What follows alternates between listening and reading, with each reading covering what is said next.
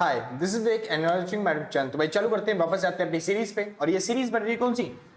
Basic statics for economics की। Simple, आप चाहे बीए के बच्चे हो, चाहे बीकॉम के बच्चे हो, चाहे प्रोग्राम में हो या ऑनर्स में हो, वो मैटर नहीं करता। बस क्या मैटर करता है कि आपकी बुक का नाम क्या हो, बेसिक स्टैटिक्स फॉर इकोनॉमिक्स। आप आराम से प्लेलिस्ट देख सकते हो। सिंपल।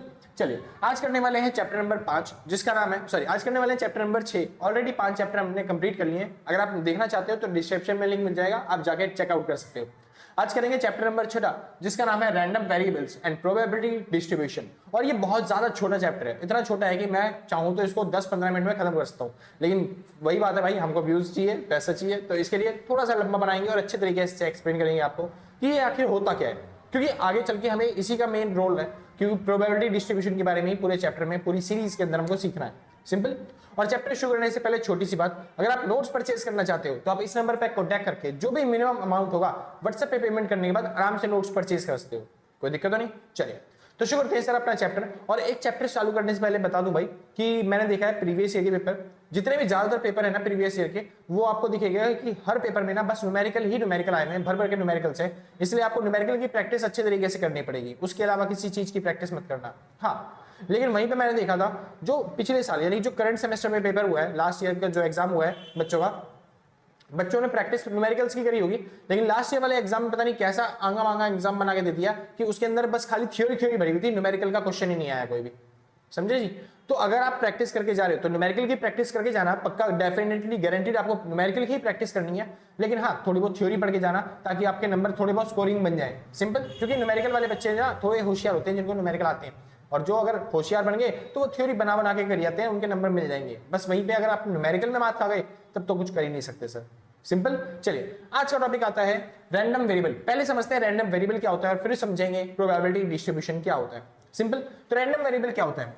रैंडम वेरिएबल बताता है it is a function whose domain is sample space। जिसका जो डोमेन होता है ना वो सैंपल स्पेस होता है। डोमेन मतलब एक ऐसा इवेंट, एक ऐसी घटना जहां पे हमको वो वैल्यू चाहिए होती है। सिंपल। कोई दिक्कत तो नहीं। बढ़िया। और whose range is set of real numbers। जिसका जो रेंज होता है, जो एक्चुअल में उसके रिपीटेशन होते हैं, नंबर्स होती है, फ्रीक्वेंसी होती है एक तरीके से। ये वेरिएबल है, ये फ्रीक्वेंसी है, तो जो फ्रीक्वेंसी होती है वो एक तरीके से रियल नंबर होता है। रियल नंबर मतलब क्या होता है? जो भी पॉजिटिव में, नेगेटिव में रियल नंबर नहीं होता, यानी कि वो वेरिएबल 0 से लेके आपका इन्फिनिटी तक जा सकता है। सिंपल तरह। कोई दिक्कत तो नहीं। बढ़िया। तो बात आती है भैया, ये जो रैंडम वेरिएबल है ये कितने तरह के होते हैं? तो रैंडम वेरिएबल होते हैं बेसिकली 2 तरह के। पहला होता है डिस्क्रीट वेरिएबल्स, दूसरा होता है कंटीन्यूअस वेरिएबल। कोई दिक्कत तो नहीं, आसान था। चलिए, डिस्क्रीट वेरिएबल क्या होता है? आपको पता होगा डिस्क्रीट फ्रीक्वेंसी जैसे होती थी, सेम उसी तरीके से डिस्क्रीट वेरिएबल है। डिस्क्रीट वेरिएबल मतलब क्या होता है भैया? जहां पे एक तो रैंडम वेरिएबल होता है और एक होती है फ्रीक्वेंसी। रैंडम वेरिएबल मतलब जैसे कुछ भी हो सकता है, 0 1 2 3 4 या फिर कुछ भी हो सकता है। इसकी जगह A blood group, B blood group, और उसके बाद ओ ब्लड ग्रुप, उसके बाद ए बी ब्लड ग्रुप, ऐसे कुछ भी हो सकता है। तो कोई भी वेरिएबल यहाँ पे उठा के दे सकता है। वो दे सकता है कि हमने क्या बोलते हैं, डाइस रोल किया तो 1 2 3 4 5 6 आ गया। सिंपल से, कोई दिक्कत नहीं। अब ये कितनी बार आया है वो दिखाएगा फ्रीक्वेंसी। फ्रीक्वेंसी क्या दिखाता है? कितनी बार कोई वैल्यू आ रहा है। जैसे 1 कितनी बार आया? 2 बार। मैंने डाइस रोल किया 10 बार, 10 बार में से 2 बार ही आया, 3 बार ही आया, 1 बार ही आया, 1 बार ही आया। ठीक है जी? तो इस तरीके से जो भी फ्रीक्वेंसी आपकी होती है वो आप कह सकते हो। कोई दिक्कत तो नहीं, आसान था, बहुत अच्छी बात है। इसको दिखाते हैं क्या? इसको बोलते हैं डिस्क्रीट फ्रीक्वेंसी या फिर डिस्क्रीट वेरिएबल। वहीं पे अब देखो, यहां पे जो होता है ना, जो वेरिएबल्स है वो एक फाइनाइट नंबर में, किसमें? फाइनाइट, जिसको हम काउंट कर सकते हैं, एक फिक्स वैल्यू है इनकी। सिंपल। लेकिन वहीं पे अगर अनफिक्स वैल्यू आ जाए या फिर इनफाइनाइट नंबर आ जाए या फिर जिसको हम काउंट नहीं कर सकते उसमें शो करना हो, तो उसको बोलते हैं कॉन्टिन्यूअस सीरीज। क्या बोलते हैं? कॉन्टिन्यूअस। कॉन्टिन्यूअस सीरीज की खास बात क्या होती है कि यहां पे क्लास इंटरवल होता है और साथ में क्या होती है? फ्रीक्वेंसी। एक सेकेंड भाई। हाँ भाई, शुक्र है। तो आते हैं अपने टॉपिक पे। बात आती है किसकी? कॉन्टिन्यूअस सीरीज की। तो कॉन्टिन्यूअस सीरीज क्या होती है? जहां पे जो वेरिएबल्स आपके फाइनाइट नंबर में ना हो, जिसको आप काउंट ना कर सकते हो। जैसे नंबर ऐसे हो 0 से 10, 10 से 20, 20 से 30, 30 से 40, तो इनको बोलते हैं क्लास इंटरवल्स। यानी यहाँ पे 0 से 10 के बीच में 1 2 3 4 तो आता ही है, लेकिन साथ में पॉइंट वाली वैल्यूज भी आती हैं। तो इसलिए हम काउंट नहीं कर सकते कि हम किसकी बात कर रहे हैं। फ्रीक्वेंसी यहाँ पे कोई मैटर नहीं है, वो उतनी देगा, 2 4 2 1 ऐसे कुछ भी। सिंपल, कोई दिक्कत नहीं। तो वहां पे अगर आपको ऐसे दे रखा है कॉन्टिन्यूअस सीरीज या फिर क्लास इंटरवल्स में, तो उसको बोलते हैं कॉन्टिन्यूअस सीरीज, जिसको हम बोलते हैं कॉन्टिन्यूअस रैंडम वेरिएबल। और वहीं पर अगर आपको फाइनाइट नंबर में दे रखा है कोई क्या बोलते हैं टेबल, तो उसको बोलते हैं हम क्या, डिस्क्रीट रैंडम वेरिएबल। इतनी सिंपल है, कोई दिक्कत नहीं, बस टेबल का डिफरेंस है डिस्क्रीट रैंडम वेरिएबल में और कंटिन्यूअस रैंडम वेरिएबल्स में, कोई दिक्कत नहीं, आसान था। चलिए एक बार डिफरेंस पढ़ लेते हैं क्या चीज है। तो आपको पता होगा रैंडम वेरिएबल्स में जितने भी आपको वेरिएबल्स दिखाई देते हैं उसको हम काउंट कर सकते हैं, लेकिन यहाँ पे जो वेरिएबल दिखाई देते हैं उसको काउंट नहीं कर सकते, क्योंकि 0 से 10 के बीच में ही अनगिनत नंबर होते हैं। जैसे कि क्या क्या होते हैं, 0.0000001, फिर 0.00002, 0.003, ऐसे ऐसे करते जाओगे तो भाई बहुत ज्यादा नंबर निकाल सकते हैं, समझे जी। इसी तरीके से आगे इसी को देखो, ये सबसे मेन वो टॉपिक है जो डिस्क्रीट वेरिएबल फंक्शन होता है ना। डिस्क्रीट वेरिएबल फंक्शन देखो, पहले जब हम बचपन में समझते थे डिस्क्रीट वेरिएबल फंक्शन के बारे में, डिस्क्रीट सीरीज के बारे में, तो हम यहाँ पे एक्स वेरिएबल लेते थे और साथ में फ्रीक्वेंसी लेते थे, क्योंकि अब हमें इसको प्रोबेबिलिटी के साथ जोड़ना है। किसके साथ जोड़ना है, प्रोबेबिलिटी डिस्ट्रीब्यूशन के साथ जोड़ना है। तो अब हम यहाँ पे फ्रीक्वेंसी नहीं ले सकते, अब हमको यहाँ पे क्या लेनी पड़ेगी, प्रोबेबिलिटी। क्या लेनी पड़ेगी, प्रोबेबिलिटी। और प्रोबेबिलिटी की खास बात है कि प्रोबेबिलिटी जो भी होती है ना, उनका सम क्या आता है, 1, यानी कि यहाँ पे जो वैल्यूज होंगी वो होंगी 0.1, 0.2, 0.3, ऐसे 0.5, 0.12, कोई दिक्कत नहीं, ऐसी वैल्यूज होंगी सिंपल, जिनका सम कितना आएगा आपका, यहाँ पे 1 आएगा। ऐसे यहाँ पे भी इसका सम क्या आएगा, 1। तो यहाँ पे आपको पॉइंटों में वैल्यूज लेनी पड़ेंगी, जो भी आप वैल्यूज लोगे ना वो किसमें होनी चाहिए, पॉइंटर्स में होनी चाहिए, प्रोबेबिलिटी के फॉर्म में होनी चाहिए, सिंपल। चलिए अब प्रोबेबिलिटी की फॉर्म में अगर होंगी तो फिर जाहिर सी बात है जो पहले फ्रीक्वेंसी से प्रोबेबिलिटी में हमने चेंज किया वैसे ही तो इनका नाम भी चेंज होगा। जो कंटिन्यूअस रैंडम वेरिएबल बोलते थे हम, उसका नाम चेंज होकर अब हो जाएगा प्रोबेबिलिटी मास फंक्शन। तो प्रोबेबिलिटी मास फंक्शन और कुछ नहीं है। अगर मैं बात कर रहा हूं इस सीरीज की, डिस्क्रीट सीरीज की, तो इसको बोलेंगे प्रोबेबिलिटी मास फंक्शन, सिंपल। अगर मैं बात कर रहा हूं ऐसी सीरीज की, कंटिन्यूअस सीरीज की, तो इसको बोलेंगे प्रोबेबिलिटी डेंसिटी फंक्शन। कोई दिक्कत तो नहीं, आसान था, बहुत अच्छी बात है। तो इसको क्या बोलते हैं, कंटिन्यूअस सीरीज की फंक्शन को प्रोबेबिलिटी डेंसिटी फंक्शन। आगे चलते हैं, बात आती है जो प्रोबेबिलिटी है assign to a single value. जो यहाँ पे प्रोबेबिलिटी होती है इसके अंदर एक सिंगल वैल्यू की प्रोबेबिलिटी होती है, वो जैसे यहाँ पे प्रोबेबिलिटी है 0.5, तो वो एक सिंगल वैल्यू इसी की प्रोबेबिलिटी है। लेकिन यहाँ पे जो एक सिंगल वैल्यू, ये जो प्रोबेबिलिटी है वो इसकी प्रोबेबिलिटी है, यानी कि 0 से लेके 10 तक की, कोई एक सिंगल वैल्यू की नहीं है। यहाँ पे 1 2 3 4 5 6 किसी की प्रोबेबिलिटी है, वो यहाँ पे काउंट होते सम होता है, क्योंकि ये प्रोबेबिलिटी का है ना जी। चलिए आगे चलते हैं, यहाँ पे कोई इंटरवल्स की प्रोबेबिलिटी होती है, यहाँ पे किसी एक सिंगल यूनिट की प्रोबेबिलिटी नहीं होती। लास्ट आता है एग्जांपल्स। तो इनका यूज कहां पे किया जाएगा, कौन सी चीजों में किया जाएगा, तो आप याद रखना इनका यूज किया जाएगा बाइनोमियल डिस्ट्रीब्यूशन और पॉइसन डिस्ट्रीब्यूशन में, जबकि इसका जो यूज किया जाएगा वो गुसेनियन डिस्ट्रीब्यूशन में या फिर एक्सपोनेंशियल डिस्ट्रीब्यूशन के अंदर इसका यूज किया जाएगा। बस एक छोटा सा टॉपिक था थ्योरी का, मैंने सोचा कि आपके एग्जाम्स में आ सकता है, इंपॉर्टेंट है तो करवा देता हूँ, क्योंकि न्यूमेरिकल के साथ साथ थ्योरी भी थोड़ा पढ़ के जाओगे तो अच्छा रहेगा आपके एग्जाम्स के लिए, क्योंकि हो सकता है कब पासा पलट जाए, न्यूमेरिकल की जगह पेपर वाला थ्योरी देने लग जाए। वैसे तो ना करें ऐसा, जिसकी तैयारी हम कर रहे हैं वही दे, ज्यादा बेटर है, वरना थ्योरी में भी बच्चे नंबर खींच लेते हैं। ठीक है जी, तो चालू करते हैं अपने अगले टॉपिक पे। एक बार समझाता हूं कि यहाँ पे क्वेश्चन क्या है, शुरू करते हैं। क्वेश्चन क्या आएगा, फॉर एग्जांपल के तौर पे कह रहे हैं हमने ना दो आपको बनाना है प्रोबेबिलिटी मास फंक्शन, आपको बनाना है प्रोबेबिलिटी मास फंक्शन और साथ ही में प्रोबेबिलिटी डिस्ट्रीब्यूशन फंक्शन भी आपको बनाना है पीडीएफ। ये प्रोबेबिलिटी मास फंक्शन भी बनाओ और प्रोबेबिलिटी डिस्ट्रीब्यूशन फंक्शन भी बनाओ। अब किस चीज का प्रोबेबिलिटी मास फंक्शन और डिस्ट्रीब्यूशन फंक्शन बनाए, तो कह रहे हैं आपने दो कॉइन टॉस करें। क्या टॉस किया है, कॉइन। तो पहला क्वेश्चन क्या है,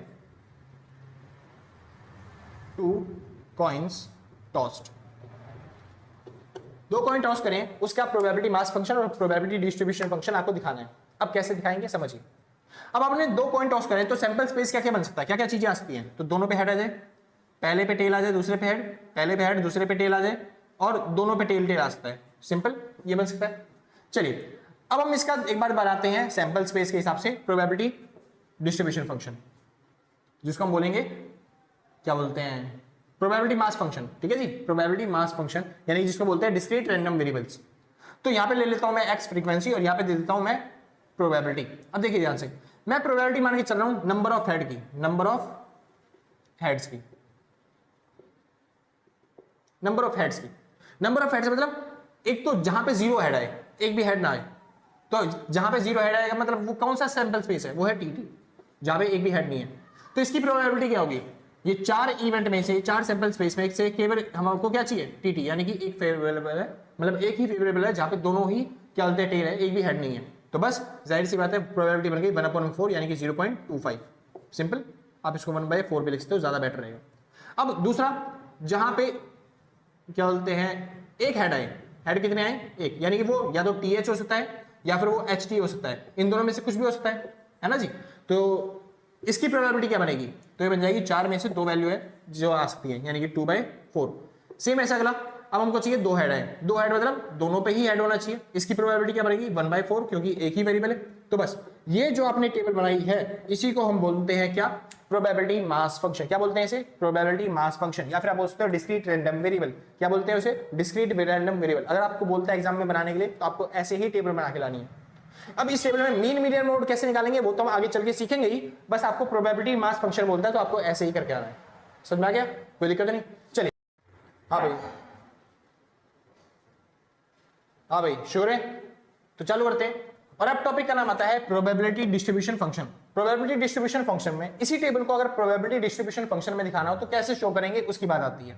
तो कैसे शो करेंगे सर, तो यहाँ पे फंक्शन जो होता है सर एक कंटिन्यूस सीरीज में होता है, क्योंकि तो इसलिए आप टेबल में नहीं दिखा सकते उसको, और यहाँ पे फंक्शन के तौर पे ही दिखाना पड़ता है। जैसे कि सबसे पहला फंक्शन लेके चलूंगा जो x की वैल्यू है, यानी नंबर ऑफ हेड्स, x किसको शो कर रहा है यहाँ पे, नंबर ऑफ हेड्स को। सिंपल, x किसको शो कर रहा है, नंबर ऑफ हेड्स को। तो यहाँ पे x यानी कि नंबर ऑफ हेड्स को बता रहा है, तो हेड्स सबसे पहले कितना आना चाहिए, 0 से कम, या फिर 0 है तो बस x की वैल्यू 0 से या फिर 0 से क्या होनी चाहिए, कम होनी चाहिए। तो वहां पे उसकी प्रोबेबिलिटी क्या होगी, उसकी प्रोबेबिलिटी है 1/4। आपको देख लो ना, 0 से कम केवल एक ही है जहां पे टेल टेल आ रहा है दोनों साइड, तो उसकी प्रोबेबिलिटी 1/4 बन गई।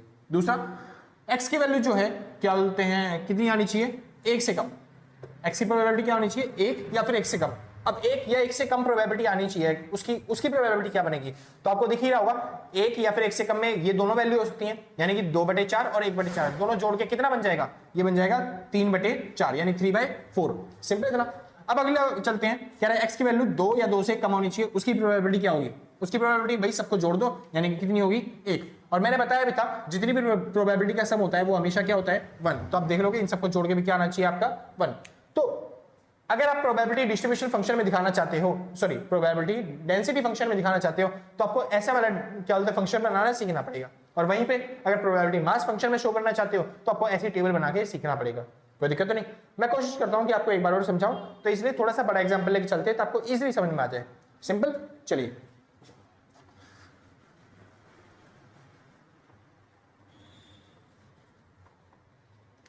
हाँ जी, तो शुरू करते हैं। बात आती है यहां पे थोड़ा सा एक्स्ट्रा कर लेते हैं, जैसे कि मान लो मैंने यहां पे क्या रहा है, prepare probability distribution function and या फिर of number of heads in a toss of 3 unbiased coins। तो हमने 3 अनबाइस्ड कॉइन जो है उसको टॉस किया और उसमें नंबर ऑफ हेड्स आने की प्रोबेबिलिटी क्या होगी, बस उसके बारे में समझाओ। तो पहले एक बार सैंपल से स्पेस देख लें। मान लेते हैं तीनों में हेड आ गया, हो सकता है कि पहले में हेड आ जाए, दूसरे में हेड आ जाए, अगले में टेल आ जाए, फिर क्या बोलते हैं दूसरे में टेल आ जाए, फिर पहले में टेल आ जाए, बाकी सब में हेड आ जाए, अगले में। अब एक हेड कर लो कि पहले में हेड आ गया, बाकी सब में टेल टेल है, दूसरे में क्या बोलते हैं हेड आ गया, बाकी सब में टेल टेल है, लास्ट वाले में हेड आ गया, बाकी सब में टेल टेल है, लास्ट तीनों में टेल कर लो एक बार। तो जो सैंपल स्पेस आपको दिखाई देगा वो कितना दिखाई देगा, 8। मैंने इसका फॉर्मूला बताया था 2 की पावर n, यानी कि 2 की पावर कितने क्या बोलते हैं वो है यहाँ पे कॉइन, तो 2 की पावर 3 हो जाएगा, जो कि वैल्यू क्या है 8। सिंपल। चलिए एक बार हम दिखाते हैं किसके अंदर, इसमें दिखाते हैं प्रोबेबिलिटी मास फंक्शन में। तो प्रोबेबिलिटी मास फंक्शन की टेबल बना लेते हैं। यहाँ पे दिखाएंगे हम x यानी कि नंबर ऑफ हेड्स, x किसको शो कर रहा है, नंबर ऑफ हेड्स को। तो सबसे पहले जब 0 नंबर ऑफ हेड आएंगे उसकी प्रोबेबिलिटी क्या होगी वो बता रहा हूं मैं। तो 0 नंबर ऑफ हेड्स केवल एक में ही है 8 में से, तो 1/8 आ गई प्रोबेबिलिटी। एक नंबर ऑफ हेड्स जिसमें एक ही हेड आए तो वो कितने हैं, तो यहाँ पे 3 वैल्यू है जिसमें एक हेड आ रहा है, तो इसकी प्रोबेबिलिटी बन गई 3/8। 2 हेड आए उसकी प्रोबेबिलिटी क्या होगी, तो उसकी प्रोबेबिलिटी होगी ये 3 वैल्यू, यानी कि इसकी वैल्यू होगी 3/8। अब यहाँ पे क्या बोलते हैं, तीनों हेड आए तो उसकी प्रोबेबिलिटी क्या होगी, तो उसकी प्रोबेबिलिटी केवल एक है, यानी कि 1/8 आपकी प्रोबेबिलिटी मास फंक्शन जो है आपका बन के तैयार हो गया। इसको बोलते हैं प्रोबेबिलिटी मास फंक्शन। इसके बाद हम सीखेंगे इसका मीन, मीडियन, मोड, वेरिएबल कैसे, वेरिएंस कैसे निकालते हैं आगे आने वाले चैप्टर्स में। सिंपल। अब आपको आगे क्या बोल सकता है, अब आपको आगे बोल सकता है पेपर वाला कि आपको प्रोबेबिलिटी डिस्ट्रीब्यूशन डेंसिटी फंक्शन भी बताना है। अब प्रोबेबिलिटी डेंसिटी फंक्शन के अंदर आपको यहाँ पे फंक्शन बनाना पड़ता है एक्चुअल में, और फंक्शन यहीं पे बना देता हूँ सर, ठीक है सर। तो फंक्शन बना रहा हूं, एक्स किसको शो कर रहा है, एक्स शो कर रहा है नंबर ऑफ हेड्स को। तो सबसे पहला जहां पे कह सकता है वो कि एक्स क्या है, 0 हेड आए, एक्स इक्वल टू 0 मतलब एक्स के अंदर नंबर ऑफ हेड्स कितने होने चाहिए, 0। तो इसकी प्रोबेबिलिटी क्या होगी, 1/8, ठीक है जी। एक्स के अंदर क्या होना चाहिए, एक्स के अंदर होना चाहिए क्या बोलते हैं, एक्स की वैल्यू क्या होनी चाहिए, 1 होनी चाहिए, तो इसकी प्रोबेबिलिटी क्या होगी 3/8। एक्स की वैल्यू क्या होनी चाहिए, 2 होनी चाहिए, इसकी वैल्यू क्या होगी, इसकी वैल्यू होगी 3/8, और एक्स की वैल्यू क्या होगी, क्या होनी चाहिए 3, और इसकी वैल्यू क्या होगी 1/8, इसकी प्रोबेबिलिटी क्या होगी 1/8। तो अब आराम से इस तरीके से जो प्रोबेबिलिटी डिस्ट्रीब्यूशन फंक्शन है, सॉरी प्रोबेबिलिटी डेंसिटी फंक्शन है, उसको बना सकते हो। लेकिन आपको दिखाई दे रहा होगा यहाँ पे दोनों वैल्यू सेम है, दोनों की प्रोबेबिलिटी सेम है ना जी, सॉरी वैल्यू अलग है लेकिन प्रोबेबिलिटी सेम है। तो आप बोल सकते हो यहाँ पे कि जो एक्स की वैल्यू है वो क्या होगी 1 और 2 के बीच में, यानी आप ऐसे कर सकते हो 1 से बड़ी होगी एक्स की वैल्यू और 2 से छोटी होगी आपकी एक्स की वैल्यू। सिंपल। अच्छा इक्वल भी सिंपल। तो इसको बोलेंगे क्या, प्रोबेबिलिटी डेंसिटी फंक्शन। क्या बोलेंगे इसे, प्रोबेबिलिटी डेंसिटी फंक्शन। जहां पे क्या बोलते हैं जो वैल्यूज है वो पॉइंट ऑफ भी शो कर सकते हैं। जैसे यहाँ पे 0 है तो आप ज्यादा बेटर रहेगा कि आप ऐसे निशान लगाओ। कैसे निशान लगाने हैं आपको, ऐसे, यानी कि 3 और इससे ज्यादा वैल्यू। तो जब आप टॉस करोगे कॉइन को तो फिर 3 हेड से ज्यादा तो आ ही नहीं सकते, क्योंकि 3 ही आपके पास कॉइन है। तो उसमें क्या होगा, ऐसा फंक्शन रहेगा जिसमें आप पॉइंट ऑफ वाली वैल्यू भी डाल सकते हो, कोई दिक्कत तो नहीं। इसको बोलते हैं क्या, probability density function. Simple sir, इतना पक्की बात है, बहुत अच्छी बात है। अब देखो ज्यादातर जो है ना फंक्शन इसमें टेबल बन जाती है, और इसका अगर आप ग्राफिकल प्रेजेंटेशन करना चाहते हो तो इस डायग्राम का ग्राफिकल प्रेजेंटेशन कैसे होता है वो बता रहा हूं। सिंपल। तो यहाँ पे 0 नंबर ऑफ 0 हेड्स, यहाँ पे नंबर ऑफ हेड्स 1, यहाँ पे नंबर ऑफ हेड्स 2, यहाँ पे नंबर ऑफ हेड्स 3। अब इसको प्रेजेंट कैसे करेंगे, जैसे कि यहाँ पे दिखाऊंगा मैं 1/8, फिर उसके बाद 2/8, उसके बाद 3/8 और लास्ट में 4/8। सिंपल, मैंने दिखा दिया। अब इसको अगर दिखाना है तो मैं दिखा सकता हूं इस तरीके से, जैसे 0 हेड वाले की प्रोबेबिलिटी है 1, ये वाला बन गया। 1 की प्रोबेबिलिटी है 3, 1 हेड आने की प्रोबेबिलिटी क्या है 3/8।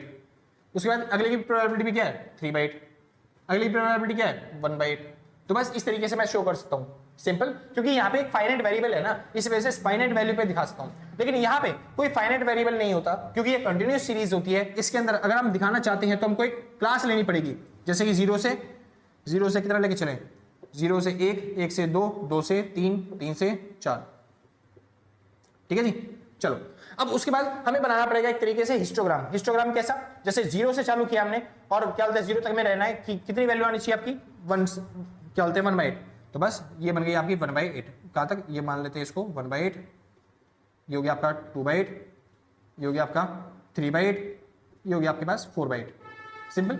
अब यहाँ पे आपको बनाना है हिस्टोग्राम। तो हिस्टोग्राम के लिए थोड़ी सी नेगेटिव वैल्यू, यानी कि आपकी जो वैल्यू होगी वो यहाँ पे ऐसे चली जाएगी, ठीक है जी। ये बन गया आपका हिस्टोग्राम। उसके बाद कह रहा है 1 से लेके 2 तक की वैल्यू कितनी है 3/8। तो 1 से लेके 2 तक की वैल्यू, 1 से बड़ी वैल्यू है और 2 से छोटी वैल्यू है। 1 से बड़ी वैल्यू नहीं, बीच में तो एक वैल्यू खा गए ना हम। चलो कोई नहीं, मगर गड़बड़ हो जाएगी ये थोड़ी सी। भाई फंक्शन गलत हो गया, ये फंक्शन ऐसा नहीं बनाना चाहिए था, इसका फंक्शन ऐसे नहीं बनेगा, इसका फंक्शन, क्योंकि फाइनाइट वैल्यू है ना, इसलिए दिखा क्या बोलते हैं फंक्शन नहीं बन पाएगा इसका। इसका जो फंक्शन बनेगा वो थोड़ा सा अलग बनेगा। कैसा, वही जो मैं पहले बता रहा था, जैसे कि x की वैल्यू जो होगी वो क्या होगी 0 से कम या उसके बराबर, तो उसका फैक्टर वो क्या बनेगा 1/8 पर क्या बोलते हैं प्रोबेबिलिटी। अगला, x की वैल्यू अगर हमारी 1 से कम होती है तो उसकी प्रोबेबिलिटी क्या बनेगी, तो उसकी प्रोबेबिलिटी बनेगी 3 और 1 4, यानी 4/8। x की वैल्यू जो होती है अगर वो 2 से कम होती है तो उसकी प्रोबेबिलिटी क्या बनेगी 4 हो गया, 5 7, 7/8, ठीक है जी। x की वैल्यू जो होती है अगर वो 3 से कम हो तो उसकी प्रोबेबिलिटी क्या बनेगी, 3 या 3 से कम हो तो प्रोबेबिलिटी बन जाएगी 1। सिंपल। चलिए अब इस पे चलते हैं वापस से। तो क्या रहे 0 या उससे कम होनी चाहिए प्रोबेबिलिटी, तो 1/8 मैंने बना दिया। क्या रहे 1 से कम होनी चाहिए, 1 से कम होनी चाहिए प्रोबेबिलिटी, तो क्या बनेगा डायग्राम, तो बनेगा 4/8। 4/8 मतलब ये बन गया। तो भाई थोड़ा सा अलग कर लेते हैं इसको ना डायग्राम को ऐसे कर लेते हैं ताकि सारी वैल्यू हो जाए। तो हमें 10 तक लेके चलना है ना, तो 2/8, 4/8, 6/8 और यहाँ पे हो गया 8/8 और इधर हो गया आपका 10/8। सिंपल। शुरू करते हैं। तो बात आती है यहाँ पे x की वैल्यू 0 से या उससे कम होनी चाहिए, तो प्रोबेबिलिटी बनती है इतनी 1/0 या उससे कम होनी चाहिए, प्रोबेबिलिटी बनती है 1/8, तो ये बन गई आपकी प्रोबेबिलिटी। 1 से कम होनी चाहिए तो 4 प्रोबेबिलिटी बनेगी, तो 4 प्रोबेबिलिटी यहाँ पे। 2 से कम पे कितनी बनानी है आपको, 7/8, तो 2 से कम पे आपकी बन गई 7/8। 7 कितना है, ठीक है जी इतना, तो बन गई 7/8 ऐसा, ठीक है जी। और उसके बाद कह रहा है 3 से कम पे आपकी प्रोबेबिलिटी 1 हो जानी चाहिए, तो 3 से कम पे आपकी प्रोबेबिलिटी 3 या 3 से कम पे आपकी प्रोबेबिलिटी क्या होगी 1, कोई दिक्कत नहीं। तो आप इस तरीके से अपना जो क्या बोलते हैं कंटीन्यूअस डिस्ट्रीब्यूशन फंक्शन है या फिर कंटीन्यूअस आप बोलते हो प्रोबेबिलिटी डेंसिटी फंक्शन, तो आप इस तरीके से बना सकते हो, इस तरीके से दिखा सकते हो, क्योंकि कंटीन्यूअस सीरीज के अंदर हिस्टोग्राम बनाया जाता है, बार डायग्राम नहीं बनाया जाता। सिंपल, कोई दिक्कत तो नहीं। तो यहाँ पे खत्म होता है आपका चैप्टर, बहुत छोटा सा चैप्टर था सर, इसमें से ना के बराबर आपके क्वेश्चन आएंगे। अगर आना हुआ तो इन दोनों में डिफरेंस बोल सकता है, क्योंकि अगर क्वेश्चन देने हुए इन दोनों के ऊपर तो वो आने वाले जो चैप्टर है ना जिसके अंदर मीन मीडियन मोड वेरिएंस निकालने के लिए कहा जा रहा है उसमें से क्वेश्चन देगा। अगर इनमें से क्वेश्चन आए तो छोटे छोटे एक एक नंबर के क्वेश्चन आएंगे। जैसे क्या पूछेगा, वो बोलेगा प्रोबेबिलिटी बताओ कि क्या बोलते हैं 2 हेड्स आ रहे हैं, 2 हेड्स आने की प्रोबेबिलिटी क्या होगी, तो आप बता देना 3/8 होगा। या फिर आपसे बोलेगा 2 या 2 से कम हेड आने की प्रोबेबिलिटी, तो 2 या 2 से हेड कम आने की प्रोबेबिलिटी 7/8 होगा। तो इस तरीके से आप बता सकते हो। बेसिक क्वेश्चन होते हैं, इसके ऊपर नहीं जाते क्वेश्चन, सिंपल सी। तो यहाँ पे इस चैप्टर में से ज्यादा क्वेश्चन नहीं बनेंगे आपके, बहुत ईजी चैप्टर था, बहुत जल्दी खत्म होने वाला चैप्टर था, सिंपल। तो अगला चैप्टर करेंगे जो कि ज्यादा बेटर रहेगा आपके लिए, करने के लिए ज्यादा इंपॉर्टेंट रहेगा आपके एग्जाम के पॉइंट ऑफ व्यू से। तो आज के लिए बस नहीं। अगर वीडियो अच्छी लगी हो तो लाइक से सब्सक्राइब करके पक्का जाना, और आपने अगर पहले से कर रखा हो तो सच बता रहा हूं भाई साहब, दिल से, कलेजों से, गुर्दों से, फेफड़ों से, शरीर के अंग अंग से थैंक यू आपको, ठीक है जी, कोई दिक्कत नहीं। हाँ, अब चीज भाई, आप कई बच्चे होंगे जो समझ रहे होंगे कि भाई मैंने तो हो सकती है गलतियां, मैं भी पढ़ाने वाला टीचर हूं, तो हो सकती है गलतियां कई बार हो जाए। तो जो मैंने डायग्राम लिया था, जो एग्जाम्पल लिया था, मैंने पहले से प्रिपेयर नहीं किया था, वो मेरी गलती मैं मानता हूं। लेकिन हाँ, इससे आपको एक बात और समझने मिलती है, क्योंकि अगर मैंने गलत वाला टॉपिक बनाया तो मेरे को पता कैसे चले कि वो गलती है, वो डायग्राम गलत है, और मेरे को ये जो फंक्शन है वो ऐसे नहीं बनाना चाहिए था, मेरे को ऐसे बनाना चाहिए था। मैं x = 0 नहीं लिख सकता, x = 1 नहीं लिख सकता। वो ऐसा कैसे क्यों नहीं लिखता मैं, क्योंकि मेरे को पता है, क्योंकि जो कंटीन्यूअस सीरीज होती है उसके अंदर पॉइंटों वाली वैल्यूज भी आती हैं, और जब मैं उसका डायग्राम बना रहा हूं तो मैं हिस्टोग्राम बना ही नहीं पा रहा। अगर हिस्टोग्राम नहीं बनेगा तो वो एक कंटीन्यूअस फंक्शन नहीं है। कंटीन्यूअस फंक्शन तब तक नहीं है क्योंकि जब तक वो एक बार डायग्राम बन रहा है, सिंपल। तो कंटीन्यूअस फंक्शन अगर हम बना रहे हैं तो उसमें दिखाना है कि 0 से 10 तक कितना हो रहा है, 0 से 1 तक कितनी जा रही है, 1 से फिर 2 तक वैल्यू कितनी है, 2 से फिर 3 तक वैल्यू कितनी जा रही है, ताकि पॉइंटों वाली जो वैल्यू है उसको भी इंक्लूड किया जा सके, समझे जी। तो इसलिए जो गलतियां, हाँ मैं भी बाकियों की तरह कर सकता हूं, जो मेरी गलत वाले टॉपिक्स है मैं उनको काट सकता हूं, जहां पे मैं अटक गया मैं उसको हटा सकता हूं, लेकिन मैं आपको समझाना चाहता हूं कि हाँ ये चीज अगर आपको मिल जाती है, आप कहीं पे कुछ क्वेश्चन कर रहे हो और आपको ये चीज मिल गया कि आप क्या बोलते हैं प्रोबेबिलिटी डेंसिटी फंक्शन के अंदर आप कंटीन्यूअस सीरीज की जगह आप ऐसे वाला डायग्राम बना के आ रहे हो, बार डायग्राम बना के आ रहे हो, तो आपको समझ में आ जाए, ट्रिगर हो जाए कि भाई ये वाला डायग्राम तो यहाँ पे बनता ही नहीं है, ऐसी वैल्यूज तो यहाँ पे होती ही नहीं है। तो आप भी इस चीज कर पाओ कि भाई यहाँ पे आपको ऐसे डायग्राम्स बनाने हैं, सिंपल जी। बाकी अगर आप इग्नोर मारना चाहते हो तो उस बात को इग्नोर मारो, बाकी आपकी मर्जी है, जैसा आप समझना चाहते हो वैसे समझो। समझाने से ज्यादा फर्क पड़ता नहीं, मैं कितना भी समझा लूँ आपको, आप उतना ही सोचोगे जितना आपके दिमाग में है, सिंपल। अगर आपने पहले से सोच रखा है नेगेटिवली कि भैया उतना अच्छा नहीं पढ़ाते, या फिर भैया उतने अच्छे एग्जांपल नहीं देते, या फिर भैया उतना ज्यादा क्लियर नहीं कर पाते, या फिर भैया उतने ज्यादा अच्छे तरीके से बोल नहीं पाते उतने, या फिर भैया थोड़े काले हैं, या फिर भैया थोड़ी छोटी हाइट है, तो जैसा आपकी थिंकिंग होती है आप वैसे ही बोलते हो, आप उसको चेंज नहीं कर सकते ना। तो बस मैं अगर कोई रीजन मांग रहे थे बंदे तो मैं उनके लिए रीजन दे दूं, बाकी मैं यहाँ पे एक्सप्लेनेशन देने के लिए नहीं खड़ा कि क्यों हो गई गलती या फिर क्या हो गया, ये बड़े सवाल हो गए, ठीक है जी। बाकी मैं चाहूँ तो काट के हटा सकता हूँ, लेकिन मैं चाहता हूँ कि आप ये चीज समझो कि क्या होता है, इसलिए मैं काट के हटाने वाला नहीं हूँ ये गलती को, ठीक है जी। बाकी ठीक है जी, तो खत्म करते हैं अपना टॉपिक, आपका चैप्टर आज का, ठीक है जी। अगर किसी को नोट्स परचेज करने हैं तो आप इस नंबर पर कॉन्टैक्ट करके जो भी मिनिमम अमाउंट होगा व्हाट्सएप पे पेमेंट करने के बाद आराम से नोट्स परचेज कर सकते हो, ठीक है भाई। चलिए, क्योंकि मैं परेशान होता हूँ भाई, जो भी कमेंट करने वाले बच्चे होते हैं ना वो बार बार कमेंट करते हैं यार नॉइस बहुत ज़्यादा बैकग्राउंड से, भाई मैं उसको सुधारने की कोशिश कर रहा हूँ, मैं जितनी पॉसिबिलिटी होती है उतनी कर सकता हूँ, लेकिन जाहिर सी बात है भाई अभी हम अपने रेंट मतलब कि मान लो ये रेंटल कमरा है, ये रेंटल एरिया है जहाँ पे बच्चे पढ़ने के लिए आते हैं बार बार, ठीक है जी। बाकी क्या बोलते हैं हमने कुछ जानवर पाल रखे हैं, कुछ रोड के सामने बिल्कुल कमरा है, तो भाई बाहर से नॉइस आती रहती है, तो बहुत सारी चीज़ें हैं जिनका ध्यान रखना पड़ता है, सिंपल। अब हमारा सेपरेट रूम नहीं है, सेपरेट इंडस्ट्री नहीं है, इतने बड़े हम यूट्यूबर नहीं हो गए कि भाई हमारे पास बहुत सारा पैसा आ रहा है, आप लोग क्या बोलते हैं डोनेशन दे रहे हो और आपने ये सब चीज़ें करवा रखी है, सिंपल से। अगर सबसे पहली चीज़ आएगी जिस दिन हम क्या बोलते हैं थोड़ा सा हो जाएंगे काबिल, तो भाई सबसे पहले आपके लिए बोर्ड लाया जाएगा, क्योंकि आप पे ही फोकस किया जाता है, क्योंकि आप अच्छे तरीके से पढ़ोगे, अच्छे तरीके से करोगे, तब भी हमारा क्या बोलते हैं नाम रोशन होगा, तभी हमारा जो यूट्यूब चैनल है वो ज़्यादा ग्रोथ करेगा, सिंपल जी। आपसे हमारी पहचान होती है। फिलहाल ज्यादा बकवास ना करते हुए आज जो एंड करते हैं सेशन को। आज ज्यादा बकवास हो गई, छोटी वीडियो थी, मेरे को लगा भाई थोड़ी सी बकवास कर लेते हैं क्योंकि चलो वीडियो बनानी थी, तो बस ये वो चीज है। तो आगे कुछ नहीं भाई, अपनी तैयारी अच्छी तरीके से करते हैं ना, क्योंकि पेपर बहुत ज्यादा पास आ रहा है। पता क्या है, 2 दिन में छुट्टी लेने वाला हूँ, तो उस दिन वीडियो नहीं बनेगी, मेरे को पता है कि सैटरडे संडे छुट्टी होगी भाई, क्योंकि मेरे को जरूरी काम है भाई, कहीं से तबीयत खराब है तो वहाँ पे देखने जाना है। तो इस वजह से हो सकता है कि 1-2 दिन बीच में गैप ले जाऊँ, मैं छुट्टी ले जाऊँ, तो जो कि हो गई पक्का पक्का, ठीक है जी। तो अपनी तैयारी करते रहना, ढिलाई मत देना बिल्कुल भी, पेपर पास आना है। और न्यूमेरिकल आएंगे बस खाली ये मान के चलो, वो लास्ट बार था बस खाली आपके में थ्योरी आ गई थी, वरना हर बार न्यूमेरिकल ही आती है इस एग्जाम के अंदर, सिंपल।